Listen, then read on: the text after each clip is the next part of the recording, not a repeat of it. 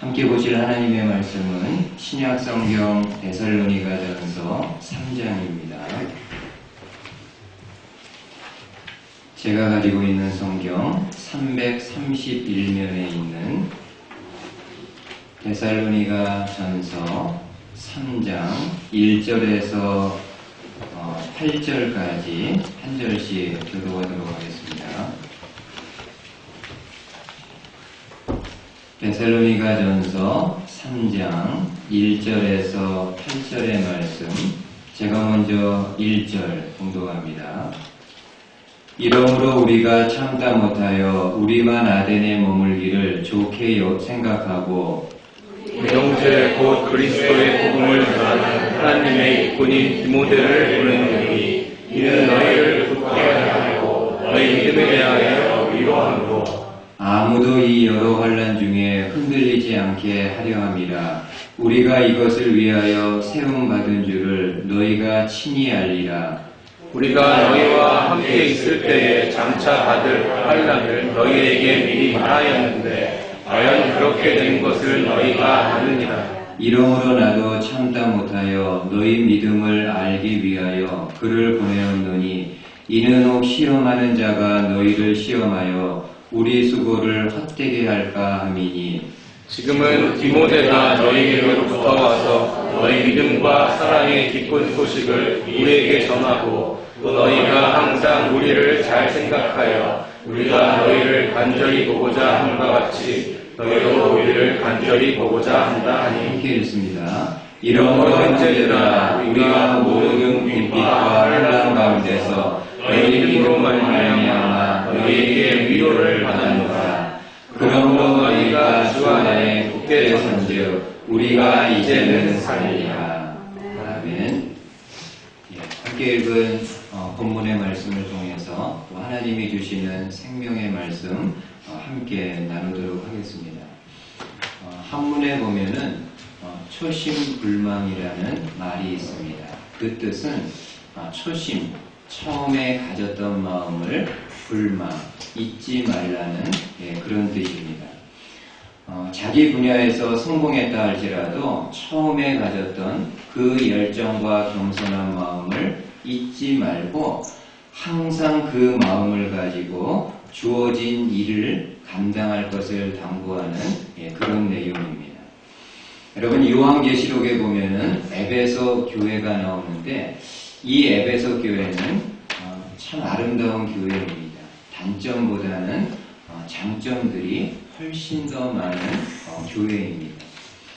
한 번은 우리 주님이 에베소 교회를 향해서 너희에게는 인내가 있고 내 이름을 위해 참고 견디는 것이 있고 또 악한 자들을 용납하지 않고 거짓 교사의 가르침에 빠지지 않는 그런 귀한 모습이 있다라고 칭찬을 하게 됩니다. 근데 우리 주님은 이 에베소 교회에는 한 가지 책망할 것이 있다고 하시면서 말씀하는 것이 있는데 그것은 바로 너희는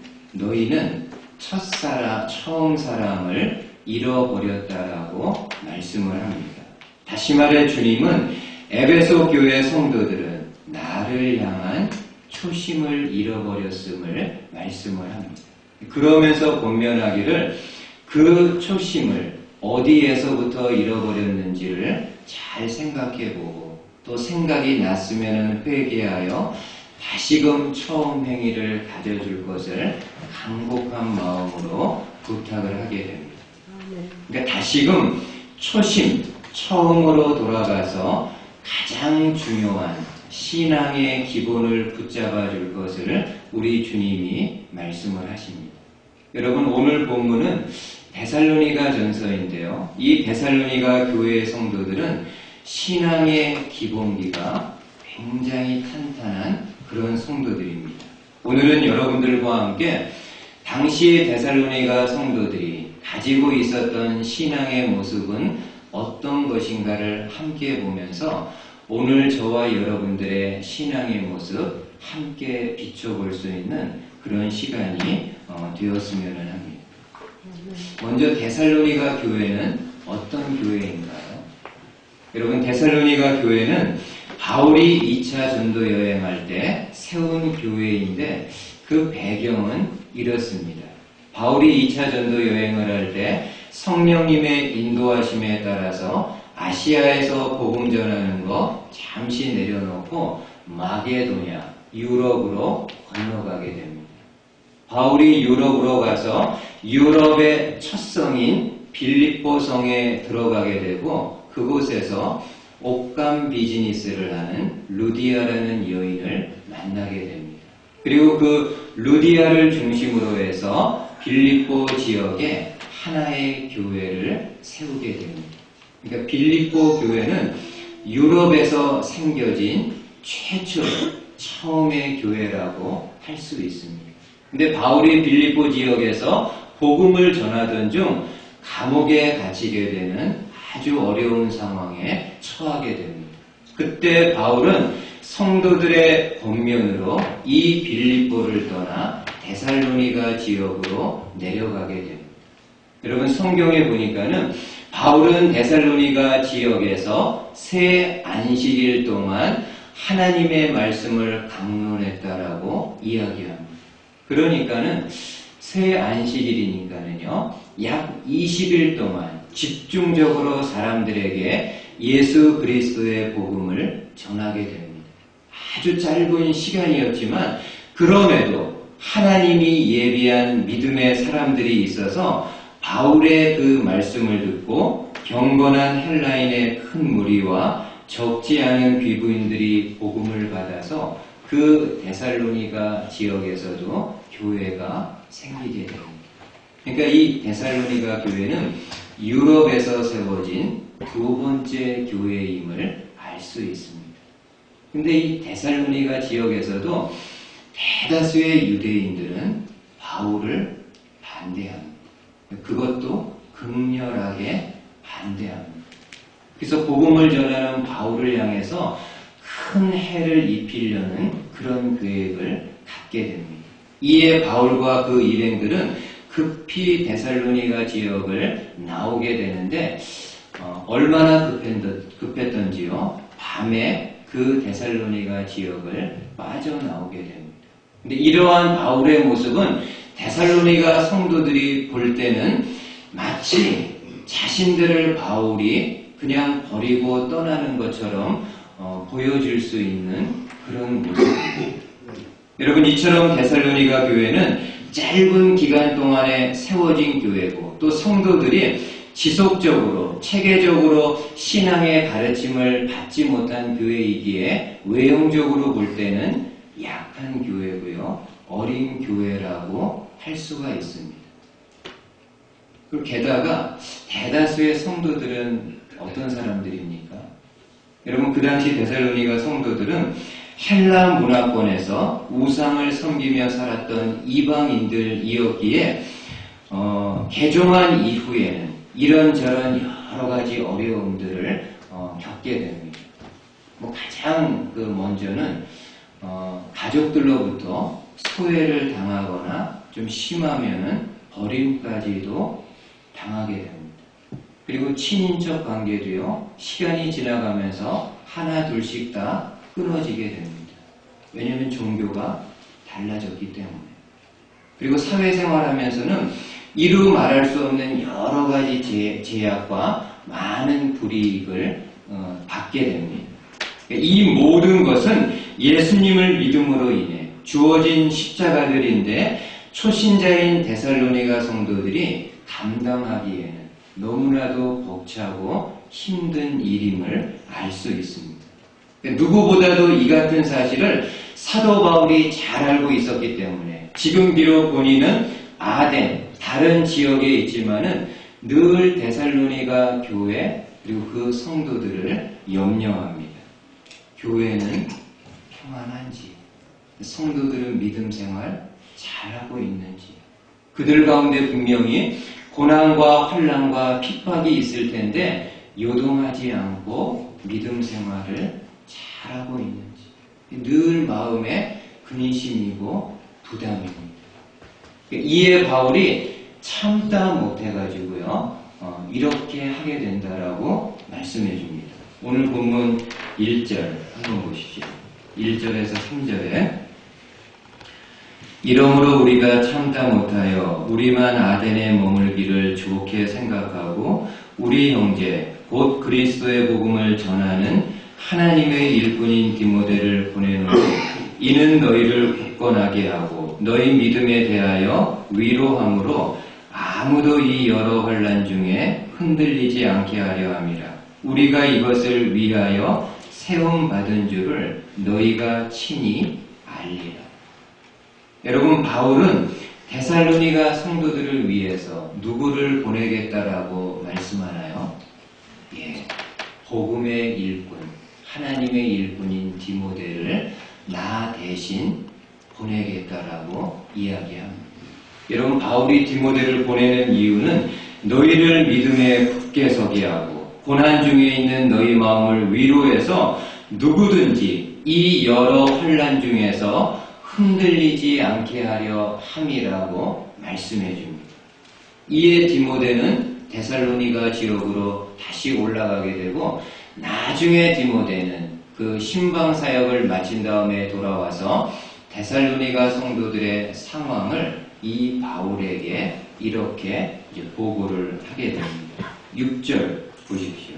6절에 지금은 디모데가 너희에게로부터 와서 너희 믿음과 사랑의 기쁜 소식을 우리에게 전하고 또 너희가 항상 우리를 잘 생각하여 우리가 너희를 간절히 보고자 함과 같이 너희도 우리를 간절히 보고자 한다 하니 이러므로 형제들아 우리가 모든 궁핍과 환난 가운데서 너희 믿음으로 말미암아 너희에게 위로를 받았다라고 말씀합니다. 여러분, 디모데의 보고 내용은 무엇인가요? 우리의 염려와는 달리 데살로니가 성도들은 여러 가지 고난과 환난 중에서도 믿음의 자리를 떠나지 않아 급히 떠난 우리들에 대해서 오해하지 않고 오히려 우리 만나기를 사모하는 마음을 가지고 신앙생활하고 있다라는 그런 보고를 하게 됩니다. 바울이 이 보고, 이 소식을 들었을 때 얼마나 마음이 기뻤을까요? 또 얼마나 하나님께 감사했을까요? 너무나도 급하게 데살로니가 지역을 나와서 늘 데살로니가 교회와 성도들에게 빚진 마음이 있고 미안한 마음이 있고 죄송한 마음이 있었는데 그럼에도 그 데살로니가 성도들이 믿음의 자리에서 떠나지 않았고 오히려 부족한 우리들을 늘 사모하는 마음으로 신앙생활 한다고 하니까는 얼마나 바울의 마음이 기뻤겠습니까? 이처럼 데살로니가 성도들은 짧은 신앙의 연수를 가지고 있었지만 신앙의 기본을 잘 붙잡고 있었던 사람들인데 그들이 붙잡고 있었던 신앙의 기본들은 어떤 것인지를 한번 크게 두 가지로 좀 보도록 하겠습니다. 먼저는 8절 말씀 보십시오. 그러므로 너희가 주 안에 굳게 선즉 우리가 이제는 살리라. 여러분, 당시 데살로니가 성도들은 어디 안에 있다고 말씀하나요? 엔 크리스토스, 인 크라이스트, 우리 주님 안에 있다라고 말씀을 합니다.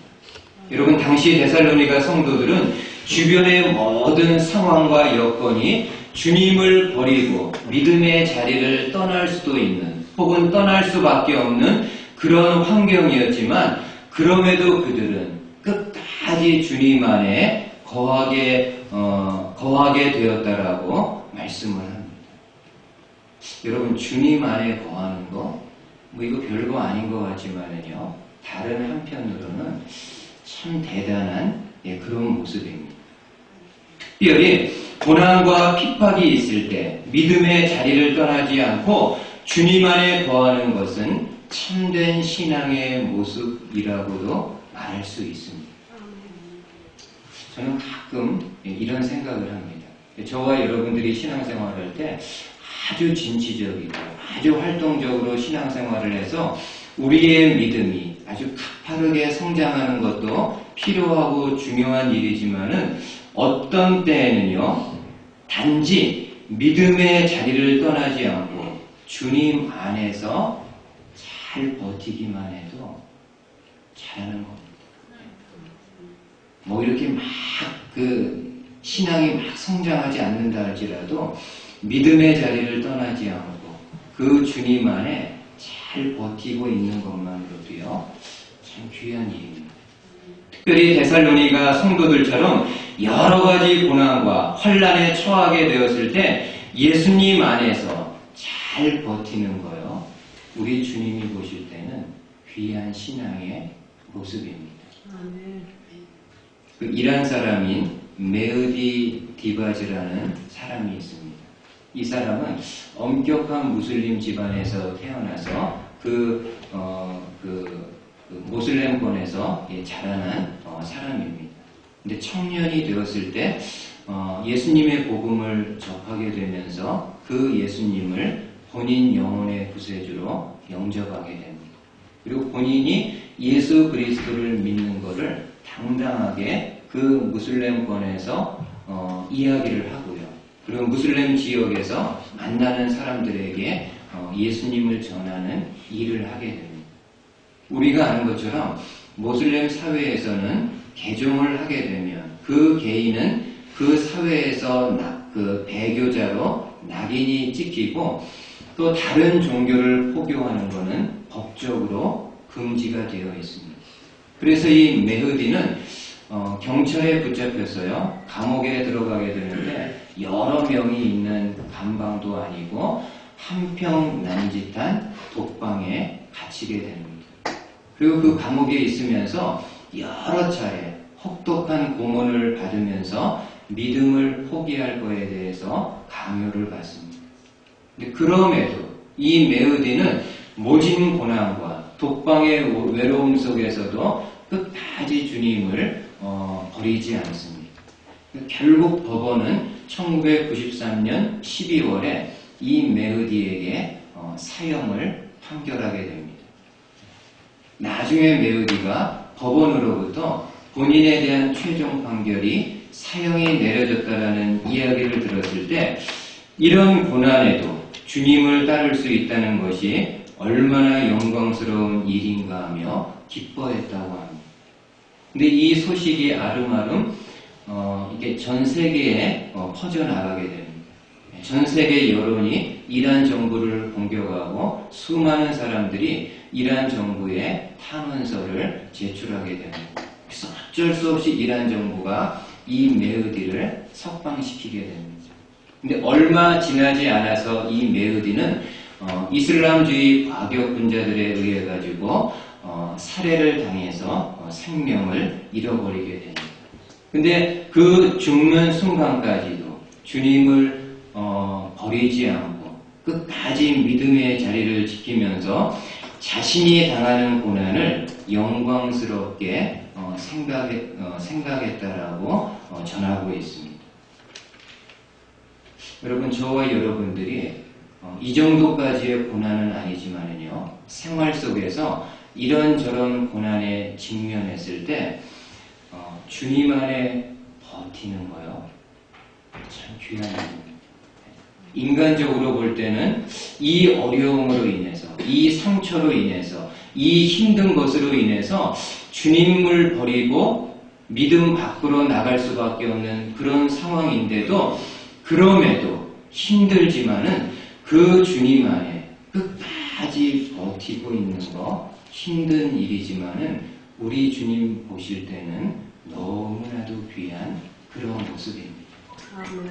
우리 성도님들 가운데 말씀은 못하시지만은 혹은 말씀은 안 하시지만은 이런저런 나만이 겪고 있는 참 힘든 가슴앓이나 참 힘든 어떤 상황에 있는 분들이 있습니까? 혹 그러한 것들로 인해서 내 믿음의 자리도 잠시 좀 이렇게 떠났으면 좋겠다라는 마음을 가질 수 있지만은 그런 상황 속에서도요, 끝까지 주님 안에서 버티실 수 있는 성도님들 되시기를 바라겠습니다. 아멘. 여러분, 믿음의 자리를 지킨다는 것은 어떤 걸까요? 그냥 듣기 좋은 추상적인 그런 말들인가요? 그렇지 않습니다. 여러분, 내 믿음의 자리를 지킨다는 것은 구체적으로는요, 내 예배의 자리를 지키는 거 말합니다. 아무리 어렵고 힘들고 짜증나고 육체적으로 힘든 상황이라 할지라도 하나님 앞에 나와서 예배하는. 여러분, 우리에게 있어서 예배는요, 저는 감히 우리 신앙의 전부라고도 말할 수 있습니다. 우리가 일주일에 한 번 이렇게 나와서 예배하는 거 아무렇지도 않은 것 같고 늘 드리는 예배이기 때문에 그냥 무덤덤하게 드릴 수 있는 예배지만은 이 예배 시간이야말로 저와 여러분들이 하나님을 믿고 있고 예수 그리스도 안에 있다라는 것을 가장 선명하게 나를 향해서도 고백하고 믿지 않는 사람들을 향해서도 드러내는 신앙의 가장 중요한 부분입니다. 그러기에 우리 신앙의 선조들은 다른 거는 몰라도 다른 개인의 어떤 것은 희생이 되더라도 하나님 앞에 나와서 예배하는 것만큼은요 생명과도 같이 사수했던 그런 분들입니다. 여러분, 그분들이 미련하고 몰라서 그랬기 때문인가요? 주일에 얼마나 즐길 게 많고 내가 할 것이 얼마나 많이 있는데 그렇게 하는가? 그분들이 정말 미련하고 어리석어서 그렇게 예배드리는 것을 생명처럼 여겼던 분들인가요? 그렇지 않습니다. 실제가 그러하기 때문에 하나님 앞에서 예배하는 것은 성도들의 가장 중요한 기본이고 가장 그 마음의 신앙을 드러낼 수 있는 가장 구체적인 부분이기 때문에 예배하는 자리를 생명과도 같이 사수하게 됩니다.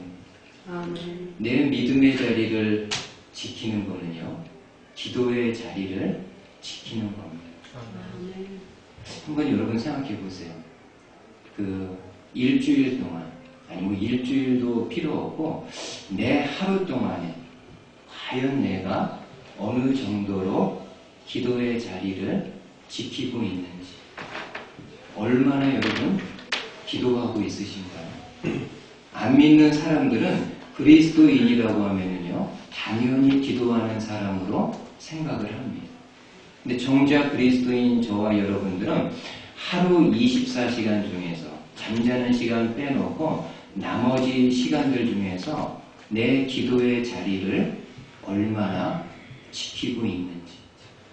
여러분, 내 믿음의 자리를 지킨다라는 것은 그냥 듣기 좋게 말하고 기분 좋게 듣는 그런 것이 아니라 내가 내 생활 속에서 얼마나 예배를 생명과도 같이 지키고 있고 하나님 앞에 기도하는 자리 얼마나 지키고 있고 그 말씀을 얼마나 읽고 있는 그 자리를 지키고 있는지를 돌아보게 하는 말씀입니다. 이러한 믿음의 자리, 어렵고 힘들고 몸이 공고하다 할지라도 조금이라도 지켜나아갈 수 있는 저와 여러분들 되실 수 있기를 주님의 말씀으로 축복을 드리겠습니다. 아멘. 두 번째로 데살로니가 성도들의 모습은 어떤 건가요? 8절 말씀을 한 번만 더 좀 보십시오. 8절 말씀. 그러므로 너희가 주 안에 굳게 선즉 우리가 이제는 살리라. 여러분, 데살로니가 성도들은 주 안에 있을 때 어떻게 있다고 말씀을 하나요? 굳게 서 있다. 굳게 서 있다. 이 모습은 한치의 흐트러짐도 없이 바르게 서 있는 모습을 보여주고 있습니다. 여러분, 굳게 서 있다라는 이 단어는 헬라어 단어는 군대에서 사용하는 용어인데 군인이 차렷 자세로 서 있는 모습을 이야기합니다. 여러분, 차렷 자세는 동서고금을 막론하고 군대에서는 군인의 가장 기본적인 자세이고 동시에요 움직이지 않는 부동 자세입니다. 우리 군대 갔다 오신 분들은 다 알지만은 차렷 자세는요 일체 움직이지 않는 부동의 자세입니다. 내 주변에 어떤 상황이 있다 할지라도 누가 나를 건드리거나 누가 내 옆구리를 간지럼핀다 할지라도 내 상관의 명령이 떨어지기 전까지는 움직이지 않고 있는 부동의 자세입니다. 지금 데살로니가 성도들이 주 안에 굳게 서 있다는 것은 영적으로 주님 안에서 주님 앞에서 그 주님을 꼭 붙잡고 있는 그 모습을 보여줍니다. 여러분 누가복음 2장, 누가복음 2장에 보면은 예수님이 태어났을 때 예수님의 부모님 되는 요셉과 마리아가 이 아기 예수를 데리고 예루살렘으로 가서 모세 그 율법에 따라서 정결 예식을 행하게 됩니다. 근데 그때 두 명의 사람이 아기 예수를 만나게 되는데, 아기 예수를 보게 되는데 그들은 바로 시므온과 안나입니다. 여러분 이 시므온과 안나가 아기 예수를 성전에서 보게 되었을 때 성령의 감동으로 이 아기는 하나님이 보내신 메시아라는 것을 알게 됩니다. 그러니까 이 시므온과 안나는 사람들 중에서 최초로 예수님이 하나님이 보내신 메시아임을 알았던 사람들입니다. 그만큼 그들의 신앙이 깊이가 있고 통찰력이 있는 사람들이었음을 알 수 있습니다. 근데 그 중에 특별히 성경은 시므온에 대해서 이렇게 말씀을 해줍니다. 한번 보세요. 누가복음 2장 25절에 예루살렘에 시므온이라는 사람이 있으니 이 사람은 의롭고 경건하여 이스라엘의 위로를 기다리는 자라. 성령이 그 위에 계시더라. 여러분 성경은 시므온을 가리켜 의롭고 경건한 사람이라고 이야기합니다. 그리고 이스라엘의 위로를 하나님이 약속하신 메시아를 기다리는 사람이라고 이야기하고 성령님이 늘 함께하는 사람이라고 이야기를 합니다. 근데 그 중에요, 이 시므온이 경건하다고 할 때 헬라어 단어가 좀 독특합니다. 보통 경건하다는 단어는 다른 단어를 쓰는데 여기에서 시므온이 경건하다고 할 때는요 헬라어로 유람바노라고 기록을 합니다. 독특한 단어입니다. 이 유람바노라는 단어는 두 개의 단어가 합쳐진 겁니다. 유는 잘, well, 람바노는 take, 취하다, 붙잡다 라는 뜻입니다. 그러니까 시므온의 경건은 어떤 겁니까? 잘 붙잡는 신앙. 누구를요? 하나님이죠. 하나님을 잘 붙잡는 그런 신앙. 다시 말해서 하나님이 약속하신 말씀이 있는데 그 말씀이 이루어질 때까지 중도 포기하지 않고 그 약속의 말씀을 잘 붙잡는 사람이었다라고 말씀합니다. 그리고 그렇게 붙잡고 기도한 끝에 하나님이 보내신 메시아인 예수 그리스도를 보게 되는 놀라운 영광을 갖게 됩니다. 여러분 지금 데살로니가 성도들의 신앙이 그렇습니다. 굳게 서 있다, 잘 붙잡고 있다. 우리 주님을 잘 붙잡고 있는 신앙. 특별히 고난과 환난이 있지만은 그 어려움 속에서도 우리 주님을 끝까지 잘 붙잡고 있는 신앙입니다. 여러분 주 안에서 우리 주님을 붙잡는 신앙은 오직 주님만을 의지하고 그 주님만을 바라는 신앙이라고 이야기할 수 있습니다. 제가 개인적으로 좋아하는 시편의 말씀이 있습니다. 물론 다 아름다운 시고 또 귀한 시지만은 제가 개인적으로 좋아하는 몇 개의 시편 중에 62편의 이 말씀이 있습니다. 조금 이따가 여러분 화면을 통해서 보겠지만은 저는 이 말씀 이렇게 볼 때마다 마음에 와닿는 글자가 있는데 그것은 바로 man이라는 단어입니다. 아마 영어로는 only 이렇게 번역이 되었을 것입니다. 그러니까 지금 시인은 돈도 바라보고 사람도 바라보고 그 중에 이 하나인 하나님도 바라본다고 고백하는 것이 아니라 오직 시인은요, 자신은 오직 하나님만 바라본다라고 그렇게 고백을 합니다. 한번 여러분 화면을 통해서 들어보시죠. 나의 영혼이 잠잠히 하나님만 바라며 나의 구원이 그에게서 나오는도다. 오직 그만이 나의 반석이시요 나의 구원이시요 나의 요새시니 내가 크게 흔들리지 아니하리로다.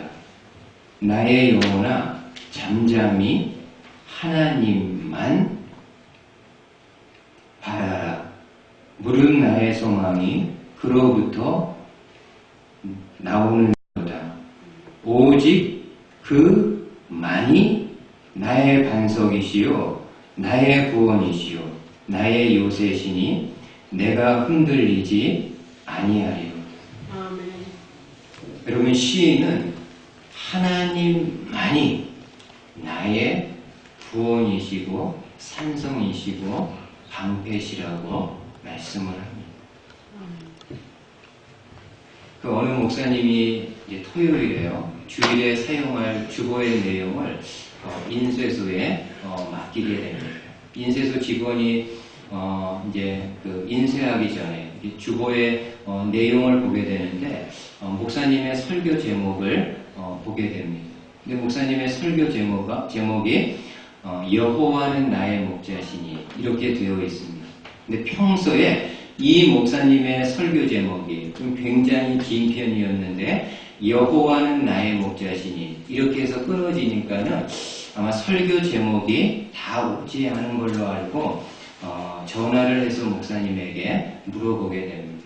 목사님이 보내주신 내용 보니까 설교 제목이 여호와는 나의 목자시니 여기까지만 있는데 이게 다냐고. 그때 목사님이 이야기합니다. 네, 그것이면 충분합니다. 그 다음날 주일에 목사님이 예배를 주보를 가지고 이제 인도하면서 본인이 이제 설교할 시간이 되었습니다. 그래서 이제 설교 제목을 성도님들한테 이야기해 주려고 이렇게 이제 주보를 보는데요. 그 주보에 이렇게 설교 제목이 나와 있습니다.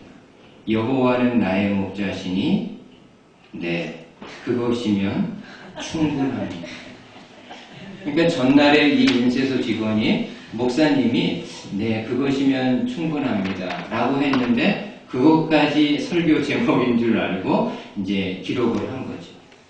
근데 목사님이 그 제목을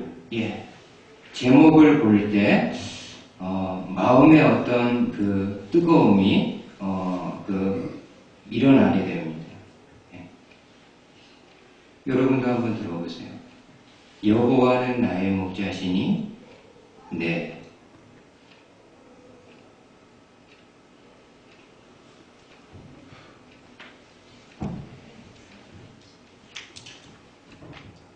그것이면 충분합니다. 아멘.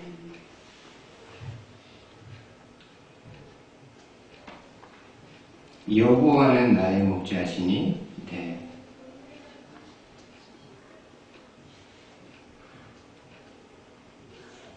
그것이면 충분합니다. 여러분, 중세 토마스 아퀴나스는 신학 대전이라는 방대한 그 신학서를 저술한 다음에 본인이 이렇게 기도하던 중에 이런 하나님의 음성을 듣게 됩니다. 아퀴나스, 나에 대해서 참 좋은 책을 만들었구나. 내가 너에게 무엇을 해주었으면 좋겠는가. 그때 아퀴나스가 대답합니다. 오직 주님만. 돈도 구할 수 있었을 테고 명예, 권력, 세상의 그 어떤 것도 구할 수 있었겠지만 토마스 아퀴나스는 말합니다. 오직 주님만 바랍니다. 이러한 신앙이 저와 여러분들에게도 부족하지만 조금이나 말아도 있을 수 있는 그러한 성도님들 되실 수 있기를 주님의 말씀으로 축복을 드리겠습니다. 아멘. 기도하겠습니다.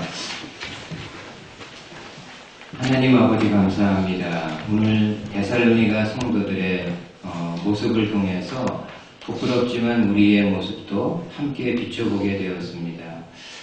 신앙의 기본을 잘 지키고 있는지요? 내 믿음의 자리 잘 지키고 있는지?